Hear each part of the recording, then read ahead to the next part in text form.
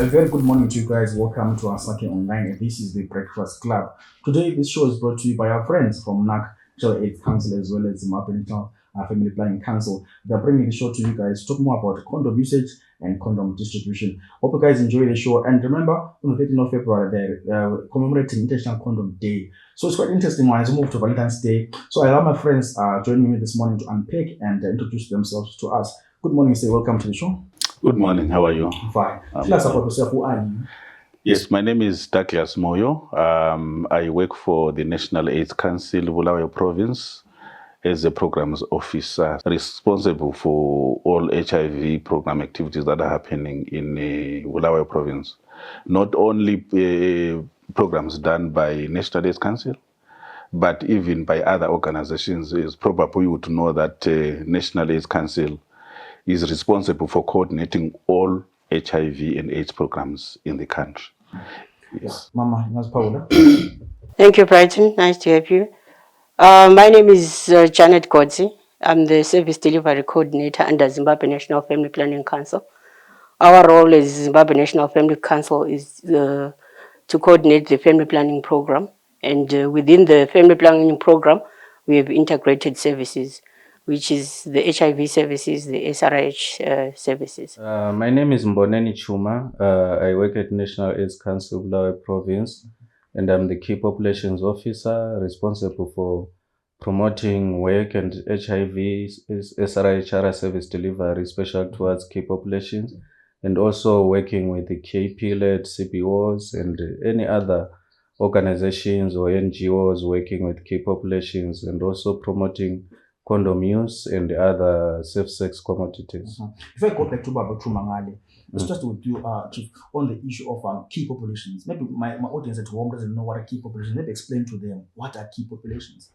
You'll be aware that we have at National AIDS Council, or as a country, that we have the Zimbabwe National HIV Strategic Plan, which we are using. And in that strategic plan, we have combination HIV prevention approaches, which we use. So key populations are part of that plan. In fact, the whole country, every NGO and every organization working with key populations, they always refer to that strategic plan.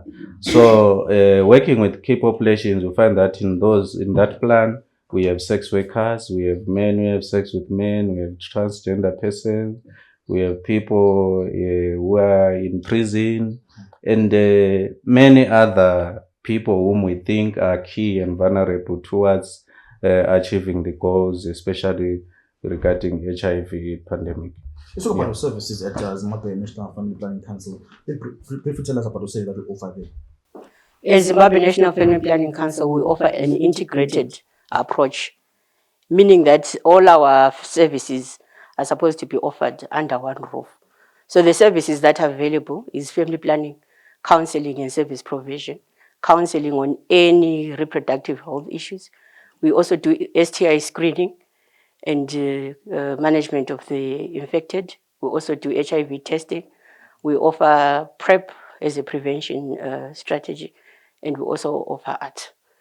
Yes, so the package has grown to make sure that the combination strategies that he's talking about are all embraced under one roof, and preferably by one service provider. Especially for our young persons, we want to make sure that the environment is safe, the environment is confidential, and remember, it's individualized care for all our clients. You know, the problem, every time I interview academics, technocrats, they use these acronyms and big words. What is ART? What is PrEP? The ART is the HIV medicines that we use, highly effective to make sure that you control the HIV virus in your body. I want to go back to Ubabangalu Chuma on the issues now of terms of deaths, in terms of condom distribution in Bulawayo, as a program in Bulawayo. What is this like in terms of uptake and distribution of condoms in Bulawayo? Maybe before I come to the condoms that we distributed in Bulawayo, let me probably remind our listeners the role of National AIDS Council. That the National AIDS Council, it's a parastatal under the Ministry of Health. A parastatal that is responsible for coordinating all HIV and AIDS work in the country. guided by what we term key principles. There are 3 of them. These key principles are actually guiding the HIV programming in the country. Right, which means that as a country, for us to successfully fight the scourge of HIV, we should be guided by these 3 principles. The first one is that as a country, we should have one strategic plan. Yeah? One strategic plan. In this instance, Chuma actually alluded to it. That is, you said we use a lot of abbreviations. We are so used to them. I almost said it. We call it the Zimbabwe National HIV and AIDS Strategic Plan. In short, those that are used to it, we call it the NASP, right? So the second one is that in each country, there should be one coordinating authority, right? And in this country, we have got the National AIDS Council, which was established through an act of parliament with the sole mandate of coordinating all HIV and AIDS work in the country, so that all efforts can be monitored, can be tracked, can be measured in terms of success, in terms of impact, through that one organization. And in this country, we have got the National AIDS Council. Then the last one among the 3 is the M&E system.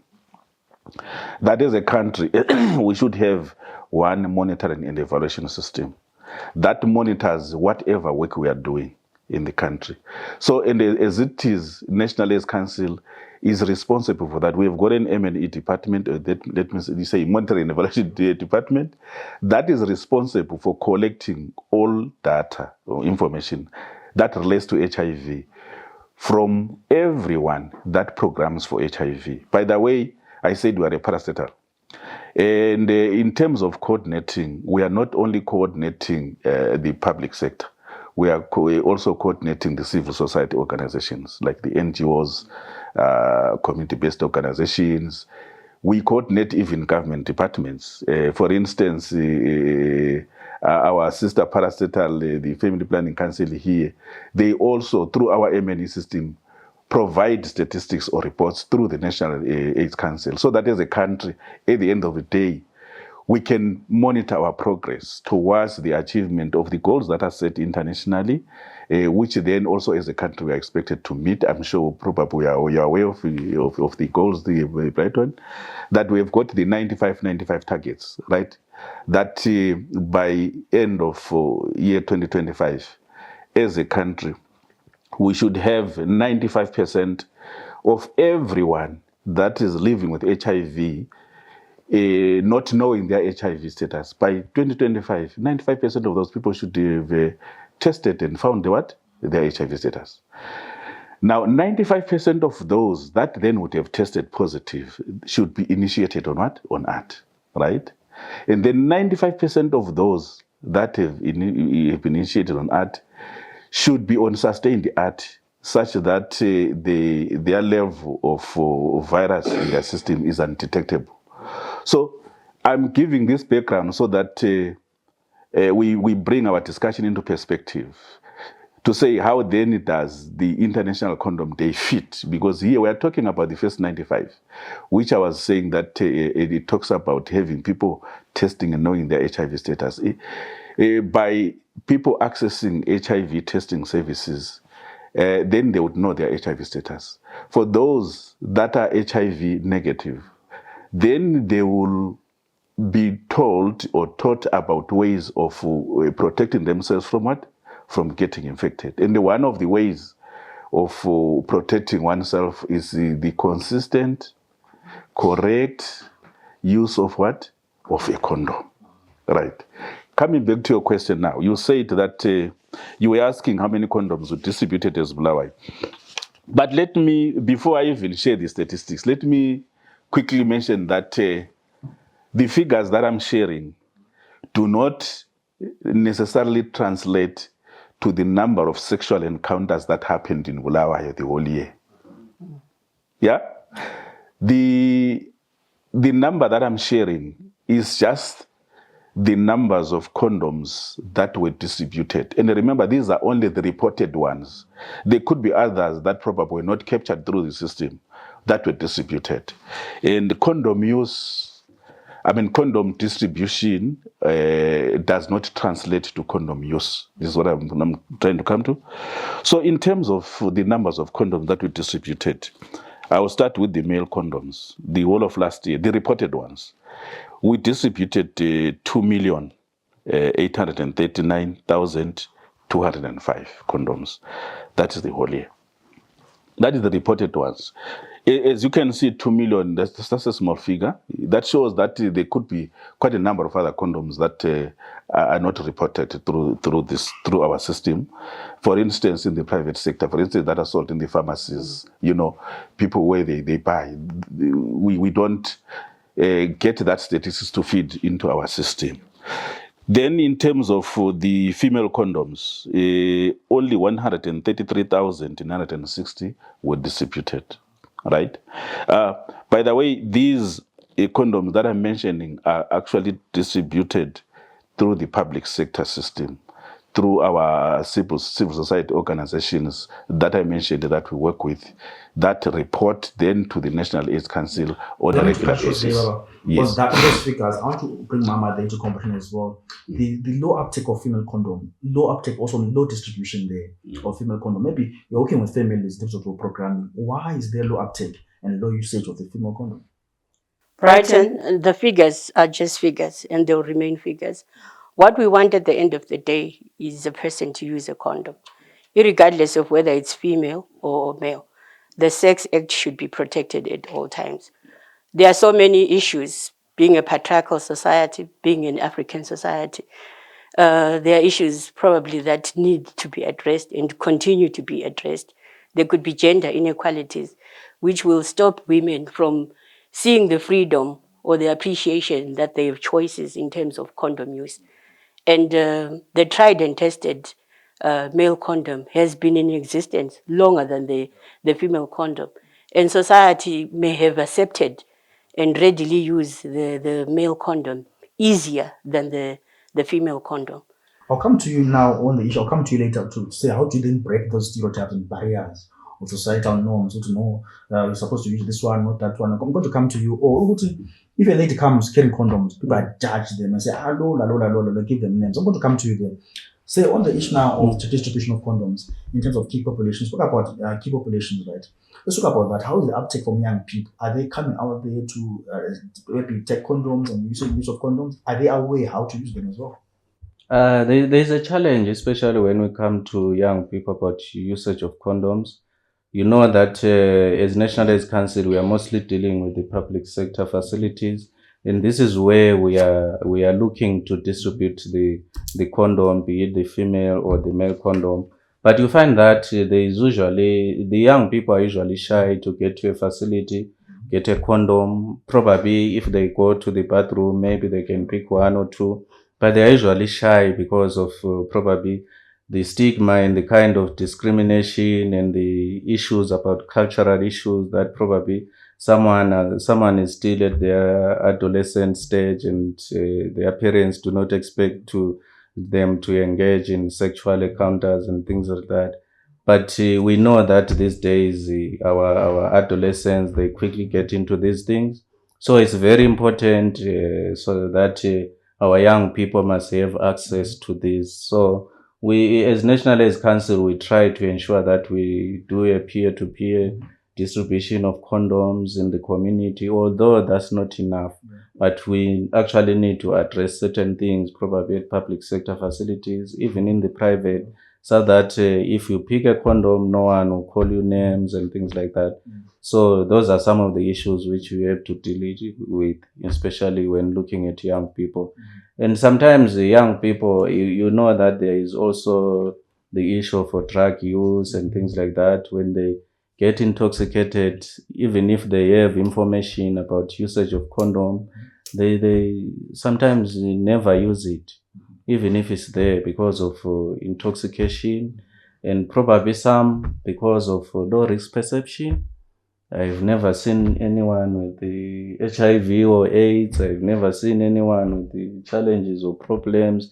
So they just think probably HIV is just another thing, it's just probably a lifestyle. But I know it will concern someone if they contract HIV. So This is the reason why then we are now here and talking about the condom, so that we raise the risk perception amongst young people, so that they begin to use the condom more effectively.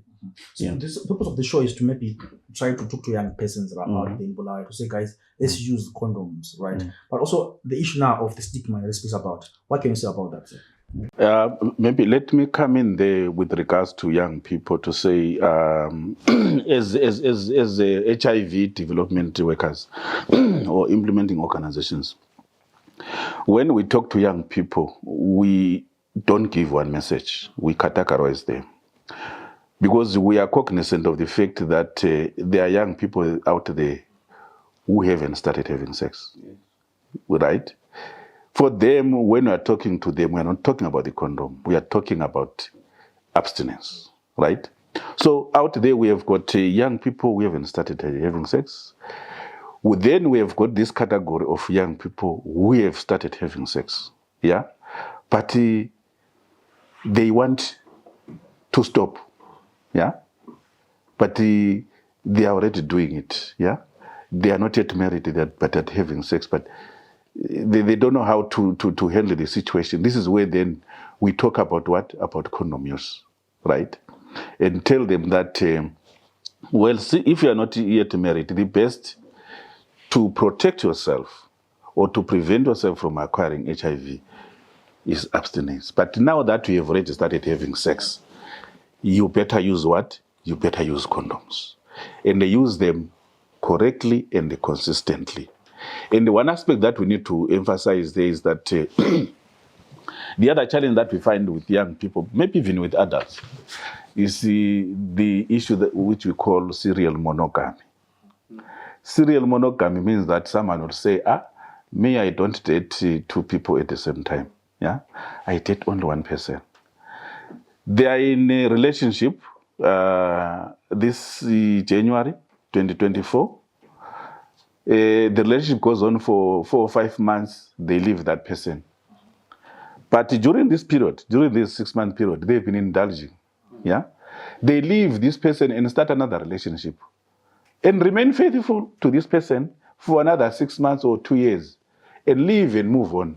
So these are the people that are at risk as well, right? It's common among young people, like I'm saying, even adults.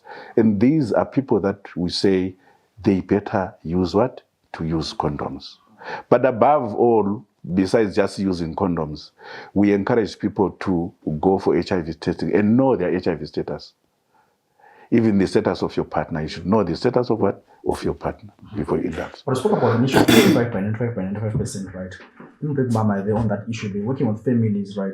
And also the issue of testing. I know you're going to be doing these services come out on the day that you're going to be commemorating the International Condom Day usage, right? In terms of how families are responding to the issue of STI testing as partners, or they're coming thinking, how is the reception from families?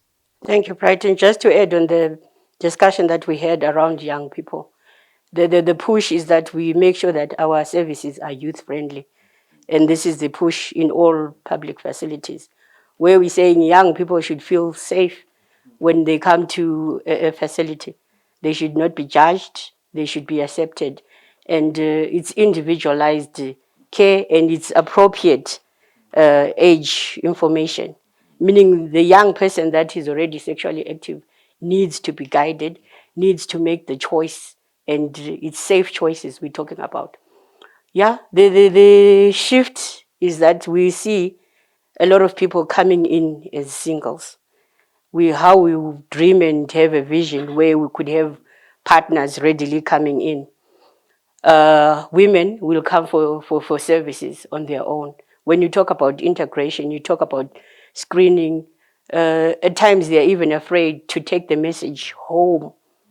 This is where now the drive is to make sure that when you come for services, you should bring in your partner, so that we, given this information together, we get an appreciation together, we are in it together. And it actually will improve communication, because that's the basis for safe sex. How your needs are, it will depend on your intimate partner. So right now, our statistics in terms of clients coming in as partners is very low. The young person will come on their own because they are stigmatized. The parents are barriers. The wife is also got, the wife is also got their fears. If I'm going there to test for STI, one is Brighton, leaving my partner, whom perhaps I'm infected them, not aware, perhaps they will go elsewhere. So the risk of coming singly to test for STI and so on. The risk is there because you're likely to go back home and pretend all is well. Remember, some STIs are asymptomatic. You're not feeling anything. But the encouragement that you get, how we're going to deliberate with you, will definitely give you the strength to actually say, okay, I think I need to make sure that my partner comes in for screening. And remember, when the partner comes in, we're not worried whether we want to identify you with this is Brighton's partner. You are walking in for services that you really need. And we make sure that our clients get treated right from the source so that they are not spreading the STI, because the whole essence in condom use is to make sure that we're preventing new infections, whether it's HIV, whether it's STIs. So partner treatment is part of the education that you're going to give to the person that's already infected. So let me come to you around the issue of safe spaces. You spoke about use of safe spaces, privacy and confidence and confidentiality and so on. Let's talk about your institution is safe, right? You're saying safe spaces, but the people around, I'm trying to get condoms from your institution, but the people around me looking at Brighton taking condoms today is going to your business. How do you ensure that there's a safe space, proper safe space for people coming to your institution? Thank you so much, Brighton. I think this is the reason why we also try to ensure that we put condoms in bathrooms and probably other areas where we think someone will go there or a person looking for condoms will go there. Where I think as National AIDS Council, we have programs which we are running, the peer models which we are running, even in the KP program, Key Populations program, we have peer educators who are in the community already, who identify as key populations. We stock them with condoms and ensure that they give everyone who requires a condom, be it a condom or a personal lubricant. So these are all in efforts to ensure that everyone gets a condom whenever they need it. But sometimes you find that you probably hook up with someone and you need a condom and you may not find it readily there. So we work also with service providers like hotels and other areas where people go for social events and things like that, so that they stock the condoms.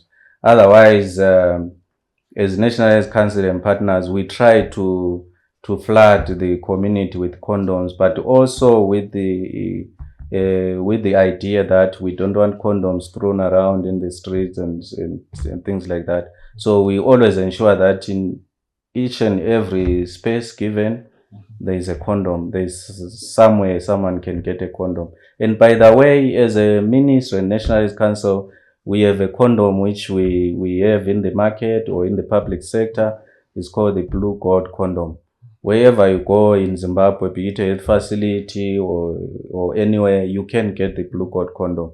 Of course, during the day, the commemoration event, we have various brands of condoms around, but you be assured that the Blue Gold condom, you get it, it's good and it's usable, it's strong and it's nice like that. So we always strive to ensure that there are condoms. I've been looking around in the studio, but I haven't seen a condom, but I believe they are somewhere. I believe they are somewhere. So as NAC, we always ensure that we stock every space wherever we think that someone will get there with a condom, be it a male and a female condom. But we are more with the peer-to-peer, because we also realize the fact that some people don't have information. You might get a condom, but I may not know how to consistently use it or just to use it. So the peer-to-peer model is very strong on that one, because before I hand you a pack of condom or 3 condoms, we first of all interact. How do I use it? How do I, things like that. So you get the information and then you are ready to to use I a would have condom. loved if you brought maybe demonstration for some sort for young people to see how That to, would have been how to good, properly use it. unfortunately. You wanted to Yeah. add on something? Yes, I wanted to say when we're talking about the community response to STI testing and so forth, I think what I wanted to bring in is that our audience or listeners and those that are watching should understand that if you get a sexually transmitted infection, it means you are in a sex network. It means you are in a what? In a sex network. And how wide that net is, nobody knows. You raise that concern to say a person will come on their own by themselves. So this is the information that we teach these people. Like as my colleague here said that when somebody comes, they are our index person, they've been tested, they've got HIV or they've got a sexual transmitted infection, we make them aware that there is this risk in their sexual life. It means the fact that there is HIV, the fact that there is a sexual transmitted infection, whether it's gonorrhea or whatever, this shows that they are in a sexual what? Network. So we empower them also then to go back to their sexual partners and talk about these issues, to talk about their status, that they've got this, they are now HIV positive and so forth. Yeah. But there is also a system in terms of HIV. There is the contact tracing system that is there, the index case tracing that is done. Even with the STIs, I'm sure because you can attest to that. There is contact tracing that is actually embedded in the protocols of managing sexual transmitted infection. So there is a way of trying to assist together, working together with this index person to bring others or to make them, maybe not to bring them here, but access services wherever they feel comfortable. Their nearest facility, it could be their personal doctor or whatever. Now that they know that their friend is HIV positive, now that they know that their friend has got what? An STI. So then we find ways of reaching them with that information. That is important that they also go and be checked.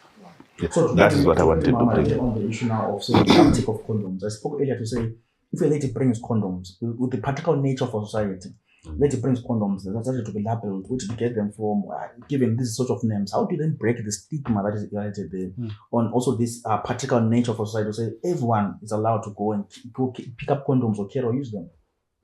Thank you, Brighton. Just probably to add on the flooding of the market with condoms. People can access condoms anywhere, including youth centers for our young persons. And the skill of using a condom is very, very important. You're talking about if we had brought the model. This is part of the education that is given to the client. We actually want to make sure that when you leave, you're not just carrying a packet of condoms, but you know how to properly use them. Well, the patriarchal society bit is going to be very difficult to break overnight. But I can assure you, with the society that we have right now and the education that is ongoing, especially for our young persons, I'm sure in the end we're going to have a liberal community where people think safe, think me before I think about the next person, because it's all about how safe am I? Am I first for the next person? So this is what we're pushing. Communication being the basis of this conversation. Because once you start labeling, definitely condom use and uptake will be very low. So we make sure that our language is not judgmental. We're sensitive to the cultural and religious issues surrounding you, and how best, in your personal capacity, how best can you overcome these. We probably just offering you empowerment so that you choose the best decisions, but thinking safe, me first, and for the partner. You spoke about the network. What if today I'm right, I'm tested negative or the syphilis and so on, I can't go and tell my partner. we have seen stories on social media and even on stories and articles and newspapers of gender-based violence, and so on. Yeah. People are fighting. Let's speak about that network, Chief. On that, people are shy of telling their partners, "No, let's go together," or "I'm sick these symptoms." Why are people shy of telling each other? Are they going to feel GPV or something like that? Yeah, there are many issues involved right on there. You find that the issue of gender-based violence, there's the issue of stigma and discrimination, which I mentioned earlier on.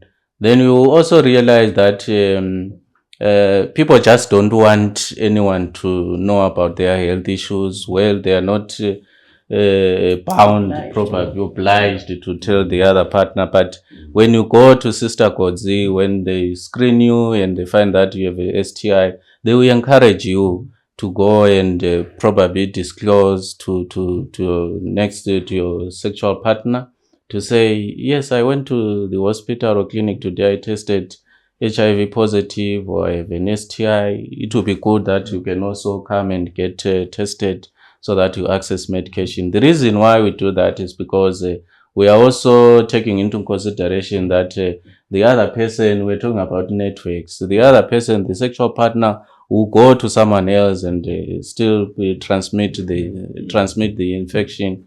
So those are very important things which you have to look at. But the issue of stigma and discrimination is we are not doing well as a community on that. Yeah. Especially you look at people who have TB and things like that, being called names in the locality. You know, what if you have STI and people will call you promiscuous, you know, and things like that, many names. This is the reason why people don't want. So we really need to demystify those things, just like what Sister Coach said earlier on, that we need to work on it. The issue of patriarchal in the patriarchal society, we also need to attend to that, because if it's a young person or a young girl, already they will be labeled probably a prostitute or promiscuous and things like that. But you find that if it's a young boy, probably people will be a bit preservative on that side. So the issue of GBV, gender-based violence, is very rampant. This is the reason why we continue to have these sexually transmitted infections in our communities. Because of that, people are so preservative about it. But Sister was rightly said it, that you have to be treated yourself and then also think about the next person. So in our community, we need to deal about those issues. The issue of course, we respect privacy and confidentiality. But once you test positive, you then need to come up with a decision to say, I need to have my partner tested for this. I wanted a show around, I think it was around cancer on the other side, where we're speaking about cancer screening and so on. And I touched on the issue of men, why men not going to the hospitals. So let's say to me, men trust male doctors, females trust female doctors. So in Africa, if I want to buy condoms, mama is a man, I can't buy condoms. Mama, they can't, those skeptical issues. Let me talk to us about that. But to men trust male doctors and women trust female doctors? About that in terms of condom usage as well. Maybe before you get there, Brighton, just to add, men are partners in sexual reproductive health, and male involvement activities will definitely help us push the proper condom use, because we should treat men as partners in this. They help in decision making. So you'll see that we also want to make sure that our men are walking into facilities to probably just get information, also just pick up condoms. Like he rightfully said, they're accessible anywhere around the clinic environment, right from the doorstep. You don't even need to go in, you don't even need to ask for it. It's just pick up points, and I'm sure that you can attend to I'm happy the way he put his question. Yeah. Because actually that's the point that I was going to come to. He's saying that males would prefer a female health worker and the other way. That already tells us that we have a problem in our relationships. If I'm not comfortable with my wife at home, but I think I'll be comfortable with a doctor, is that possible? A female doctor. That already shows us that what we need to work on is to promote communication in our relationships. The fact that as a man I would prefer to go and talk to a doctor who is a stranger, we don't have any sexual relationship, but I've got a wife at home whom I'm engaged with in sexual activities, and we can't discuss those issues. Already, for me, what we are bringing is that we have a communication problem in our sexual relations. So, which is what we need to promote. So it's very important that we need to do it to promote that. Then I was also going to come to the issue of the disclosure now. I've tested HIV positive, or I've been diagnosed that I've got gonorrhea. Again, it also goes back to the issue of communication, because I've got my wife. She has gone to the health facility. She has been found to be having gonorrhea, and I don't have any STI. How does she come back to me and say I've got gonorrhea? So the next question is, we taking up. You see what I'm saying? So again, it's the issue of communication, right? Again, it's also the issue of having proper awareness information in terms of the sexually transmitted infections. I wish God could tell us about the period it takes for signs and symptoms of these STIs to show in females and to show in males. So because in males it takes longer to show, but whereas in females it takes less days, which means a female will go first to seek to seek treatment, and then they are recognized first before the male. Then the male will say, "We tetenga." You see what I'm saying? The male will shun having sex with the wife because they've tested HIV positive, because they have gonorrhea. She will go to the network and continue having sex in the network because he's now labeled the wife is infected. And then he will go outside and continue because he doesn't have these symptoms. The symptoms are not showing now. You see the challenge. So it goes back to the issue of communication, that we need to promote good communication in our relationships. Guys, if you're just joining us, this is the Breakfast Club. Today, I'm joined by my friends from NAC, as well as Zimbabwe Family National Planning Council. Quite interesting when we're talking about the February 13th is International Condom Day. So today, we're talking about condom distribution and also proper usage of condoms. Maybe explain to us in terms of proper usage. People think that I know these things, I know how to use it. Everyone thinks I know. Explain us briefly the proper usage of a male condom. Now go to the female condom. Okay, so the proper usage of a male condom. Unfortunately, I didn't bring a sample here, but before you use a male condom, probably you get it from a hospital or a shop, a supermarket. You need to check it for expiry date. If it's not broken, the package is still intact. Even when you take it home or you take it to your place, make sure you keep it in a place which is cool. And not directly exposed to sunlight. That's the storage part of it. And when you open it, make sure that it's not damaged, it's still okay. The male condom, you don't open it before the male organ is erect. You have to open it when the male organ is erect and you are ready to put it on. You have to squeeze. There is a tip which you have to hold to make sure that there is no air inside. You have to squeeze it and you put it on the tip of the male organ and then you roll it down like that, ensuring that there is no air getting in. Then after the act, after you are done, you then use your tissue, you just take it out. Once you are finished, the male organ will just be flaccid like this and then you just take it out, you then dispose it. So the other thing is that the male condom, you just use it once. I've heard people saying, I can do 3-4 times with one condom and things like that.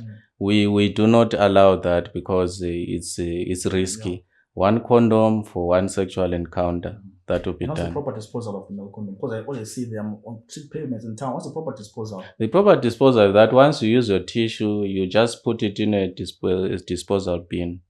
Yeah. You don't have to flush it. You don't have to wash it. You don't have to dispose it anyway. Just put it in the bin, in the rubbish bin, and you are done.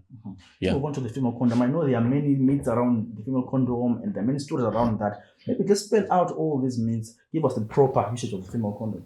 I hope you're not asking me because I'm female. I promote both condoms. And in his program, he's also promoting both condoms. Yes, the power of options for our clients.